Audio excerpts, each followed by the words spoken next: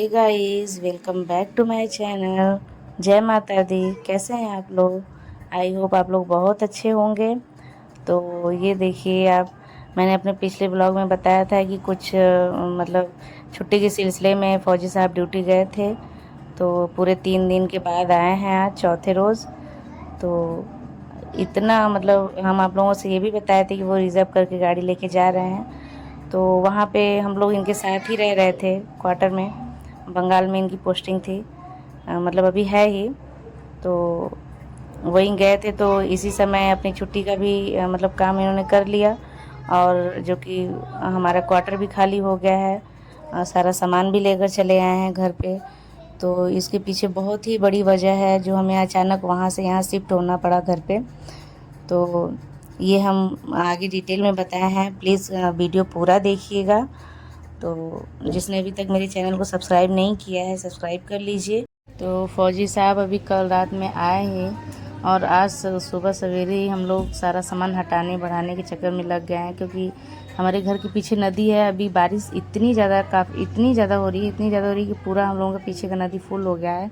वो भी मेरे शॉर्ट्स में मैंने वीडियो बनाया हुआ है, जिसने नहीं देखा है वो प्लीज़ जाके देखिए हमारी वीडियो चैनल पे।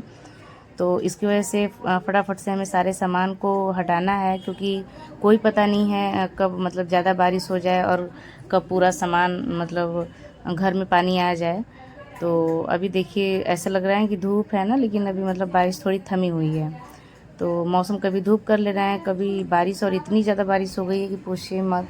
तो फटाफट से जो सामान हटाने लायक है उसको, मतलब जो वेस्ट सामान है उसको हम ऊपर रख रहे हैं, और जो काम की चीज़ें हैं वो हम नीचे रखेंगे। तो पूरा सामान समेट लेते हैं।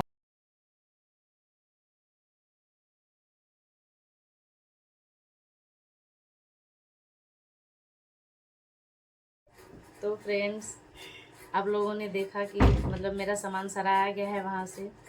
तो आज मैं आप लोगों के साथ शेयर करने वाली हूँ वो बातें जिसकी वजह से मुझे अपना घर छोड़ना पड़ा। अपना मतलब इनकी वजह से ही मुझे घर छोड़ना पड़ा। इनकी वजह से मैं घर क्या, मैं मतलब कुछ भी छोड़ दूँ अपने बच्चों के लिए। बल्कि एक माँ, मतलब हर माँ का है ऐसा, है ना। तो मैं आप लोगों के साथ शेयर करूँगी अपनी ज़िंदगी का सबसे सबसे बुरा दिन, जो कि माता रानी ना करें किसी के भी साथ हो, किसी के भी साथ हो।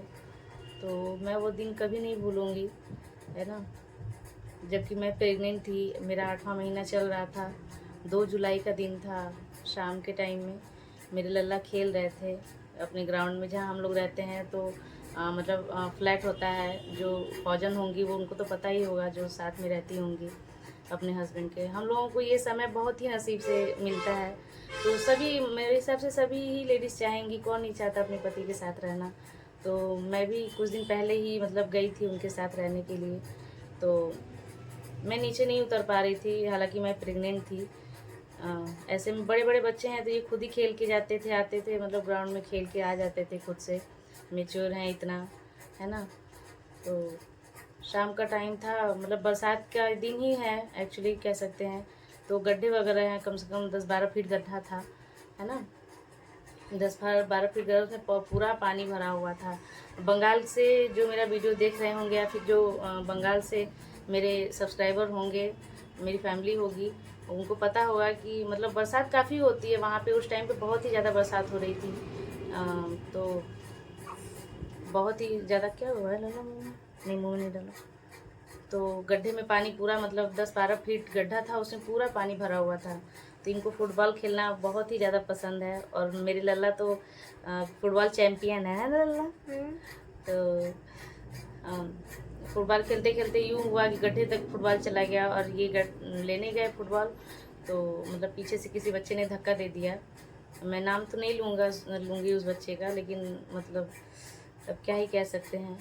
तो वो मेरा सबसे, मतलब मेरी ज़िंदगी का सबसे बुरा दिन था, ऐसे कह सकते हैं। तो उस टाइम पे तो मुझे कुछ आइडिया नहीं था, है ना। तो उसको वहाँ पे हॉस्पिटल में लेके गए, वहाँ से हमें जवाब मिल गया। हालांकि 2-3 दिन तक ट्रीटमेंट चला, लेकिन जितना हो सका उन्होंने किया अपनी तरफ से, लेकिन फिर उन्होंने रेफ़र कर दिया। तो वहाँ से हम अपने बनारस में लेकर आए। बनारस एडमिट थे, कम से कम 1 महीने एडमिट था मेरा बच्चा वहाँ पे। कुछ ठीक हुआ, लेकिन उससे ज़्यादा ही इसकी मतलब कंडीशन ख़राब होती गई, ख़राब होती गई। तो डॉक्टरों का कहना था कि इसको ब्लड इन्फेक्शन हो गया है। फिर वहाँ से हम लोग लखनऊ लेके गए, लखनऊ से भी हम लोगों को जवाब मिल गया। फिर हम लोग फिर हम लोग मतलब वहाँ से दिल्ली लेके गए। उस टाइम पे मतलब मेरा 9वां महीना चल गया था, तो मेरे मतलब रुद्र हो चुके थे। मैं घर पे ही रुक गई थी जब ये लोग दिल्ली गए थे। फिर लल्ला को मेरे दिल्ली ले जाया गया, मेदांता हॉस्पिटल में, वहाँ गुड़गांव में पड़ता है। बहुत ही अच्छा हॉस्पिटल है, बहुत ही ज़्यादा अच्छा हॉस्पिटल है। तो जब वहाँ पे गए तो इनको मतलब रिकवरी 10-15 दिन में ये रिकवर हो गए, ऐसा कह सकते हैं। अभी मतलब पूरे तरीके से ठीक नहीं हुए हैं, ठीक होने में टाइम लगेगा अभी इनको।